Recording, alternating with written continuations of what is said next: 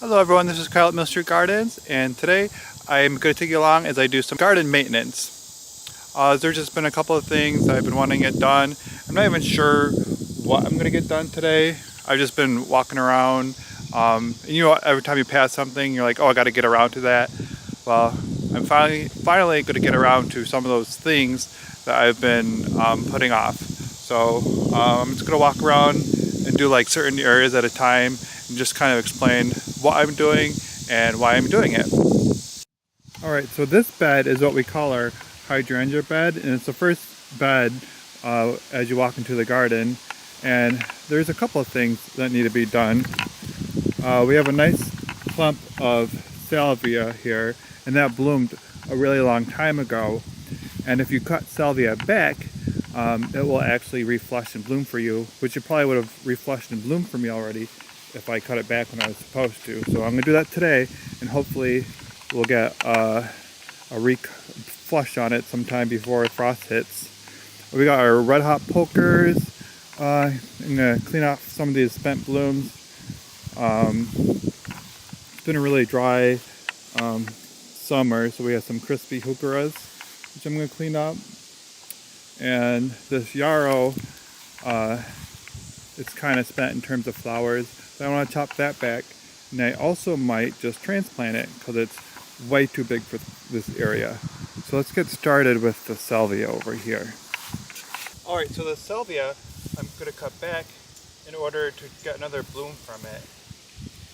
And I'm just going to not even really think about it that much and come in and just cut it so that it's a couple of inches from the ground.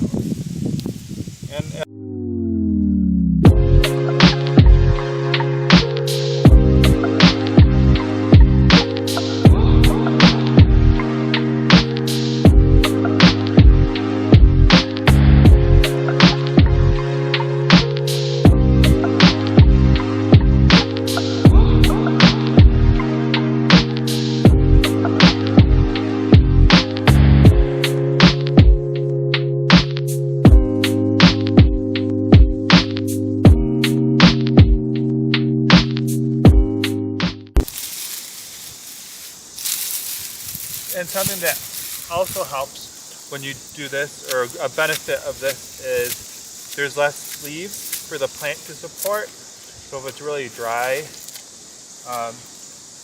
it makes it easier on the plant to survive. So we got one more plant over here. I mean, there's not much to them, so it's fine. Alright, so this is what we're left with. We have 1, 2, 3, 4, 5, 6, 7, 8 of them planted over here, and as you can see, I chopped them down to just about that high, like an inch or two, and within like hopefully 4 to 6 weeks we'll have some new blooms on this plant with some fresh growth. I know this isn't everyone's cup of tea, but what I'm doing with what I'm cutting is I'm just dropping them back in the garden. You can drop them right next to the plant if you want. I'm choosing to do it in between these hydrangeas, or you can throw it like under a bush or something, because then it's going to turn brown in a couple days and you've mulched the area. So that's how I see it. And when you look at it from like this angle, you can't really even tell I threw something back there. So I don't know, it's kind of a win-win, free mulch, and then you don't need to worry about what you're going to do with your clippings. Alright, so I got this yarrow over here that is way too big for this area. We got a hydrangea right here, I got a little hydrangea right here, and another one over here, and this is just kind of taken over. So I'm just going to do the same thing that I did with salvia, is I'm just going to chop it basically to the ground and not worrying too much about, being too fussy about it. Alright, so this is what we're left with. So remember, this was a huge clump that was honestly preventing this hydrangea from growing this way, and this is what it was doing to this hydrangea. So this hydrangea over here probably would have been a lot fuller. It wasn't really affecting this one over here. So it looks a little scary, but I guarantee, within the next week or two, there's going to be a lot of new foliage popping up. So we'll get that beautiful blue ferny foliage again. And then I think I'm going to wait to move this, so we'll enjoy the foliage when it comes back, and then once the weather becomes more mild in September, we're going to move it to over here where we have a nice spot behind the sprawling for it. Alright, and once again I'm just going to take all my clippings. I'm not going to fuss too much over it. I'm going to throw them back here.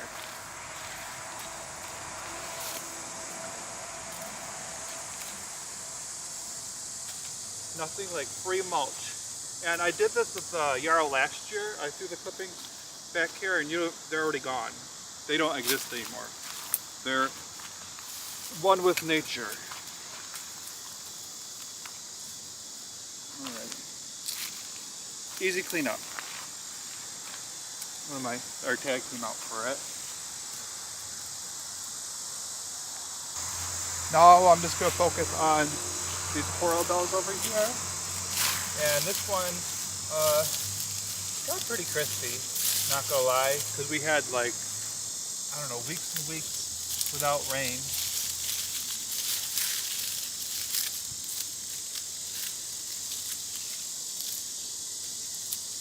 So it has lots of dead leaves on it. See how they're brown and crispy? So they're not gonna come back to life. So the plant itself will come back to life, but those leaves won't. So any of these dry, crispy leaves are good to go. It's actually not too bad. I just gotta make sure I keep this nice and watered as the drought is continuing.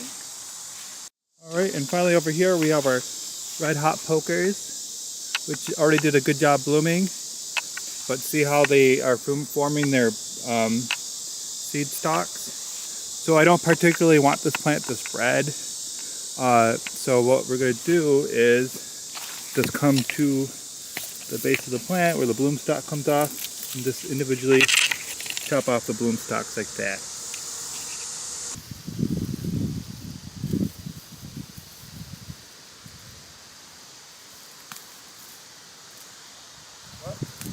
I'm just going to pull these. Look at that.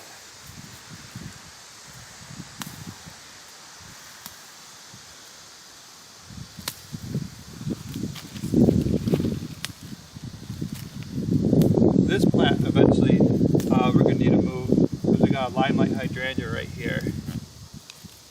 And that hydrangea is going to overtake this plant.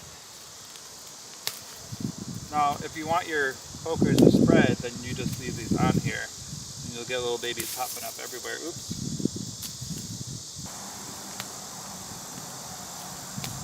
Alright, we got them all. Alright, as I chop and drop these, I am cognizant of the fact that the seeds are not developed on this. So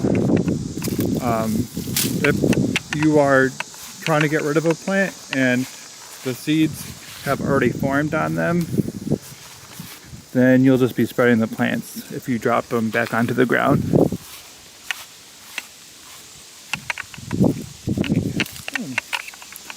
So we got our salvia over here cleaned up, and that will start throwing out some new foliage. We got our yarrow cleaned up and opened up this area immensely, and it looks a little silly, but that's okay. And we chopped back our pokers. Our mums are about to bloom, so that's pretty cool. I think if they're stressed out from like dry conditions, they bloom a little early. And something that I should have done is I should have came back and sheared them earlier on in the season to get them to be a little bit more bushier. Even though they do look really good, they always flop once they start flowering. So that's just one other thing I could have done if I had the time in this area. Let's see what else I can do today. Alright, I've passed this sedum about 1,000 times. This is a blue spruce sedum, and it flowered early in the year. It looked really cool when it's flowering, but now it's got these stalks left. So this is where I dragged the hose in and out of the garden. So it got damaged through that. So I'm just going to cut these off like this.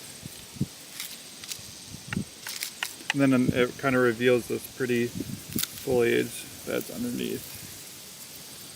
Honestly, probably just cracked with my hand. Yep.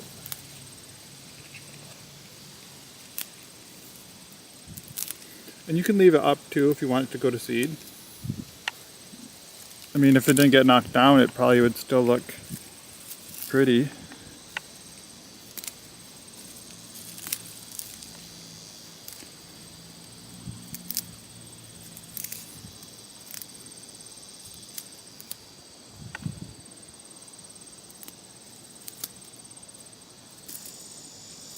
Just risk taking up some of the plant with you.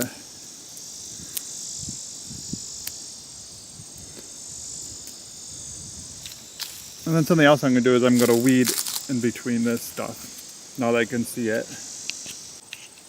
Alright, and here's Sprucey, all spruced up. He's weeded, he's cut back. Can actually probably do a little bit better of a job picking these guys out. Whoops. Anyways, I'm just going to drop that there. Early in the spring, a bunny was eating this plant and dropped sticks like this. And they just root it into the ground, so drop it there, it'll root. Alright, let's keep on going. Gotta grab my cart and my bag. I might continue attacking this lady's mantle. I trimmed the flowers off the front of it, and it was killing the grass because it sat there for so long. Oh, I know what we're going to attack next. This spiderwort over here. I've never chopped this plant back before, so I'm not sure what to expect. But it's, you know, it looks like it's pretty much done blooming. It's looking a little tired, so we're going to chop it back and see what happens. Alright, so I weeded basically, and I got these guys chopped down. So it looks a little bare. Well, it doesn't look bare, but there's just this spot right here that looks a little awkward. It doesn't bother me. I'm just gonna let the leaves grow back, I think. The leaves will grow back, and then I might even get some more flowers. Like I said before, I'm not gonna put the chop and drop right there. Ooh, this bush has been on my list. We want to get rid of it, and we want to put a limelight right here. So that's something super fun that we can do right now. Let me go grab a hydrangea, and I'll be right back. Look at this beautiful limelight that I found. So it's one of my favorite hydrangeas. It grows 6 to 8 feet tall wide. So if I put it here, maybe I'll put it a little bit behind where this shrub was, or maybe in the same spot. I don't know. All I know, it'll fill out this whole area right. Not very anything spectacular, and it looks just like the other Wygela we have right here. So I wonder if I can just pull that out.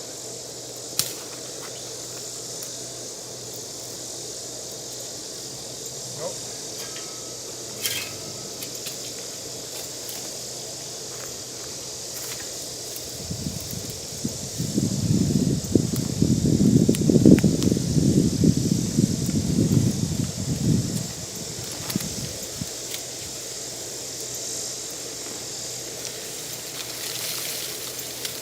That was pretty easy though. I'm going to shake off the soil.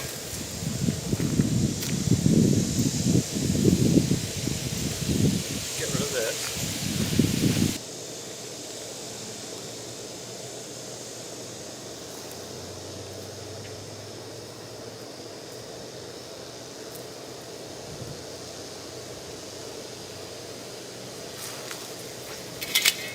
Right. Now that we got the soil in around the root ball, I'm just going to push the mulch back around. Got to make sure that we water it in, and it's all set to go.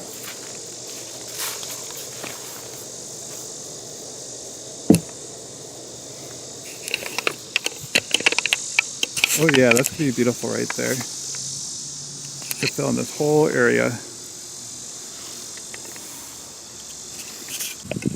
Alright, so it's hot and sticky and it's getting kind of late, so I'm going to call it for today. But I wanted to show you a flower that I saw bloom for the first time in our garden today, and that's the hibiscus over here. Isn't that pretty? So this is, I forgot what it is. I think it's just a straight species of like a swamp mallow.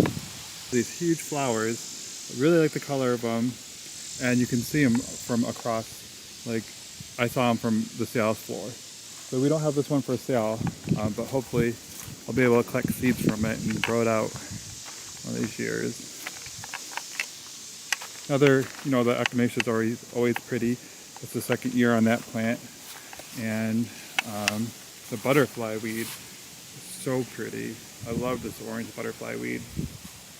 So, and I planted some seedlings this year, so I got, you know, like 1, 2, 3, 4, 5, 6, 7 plants. So I got a nice pretty drift of those right there. So anyways, people found this video interesting. If you have any questions or comments about what I did today, please make sure that you leave them in the comment section below. Thank you.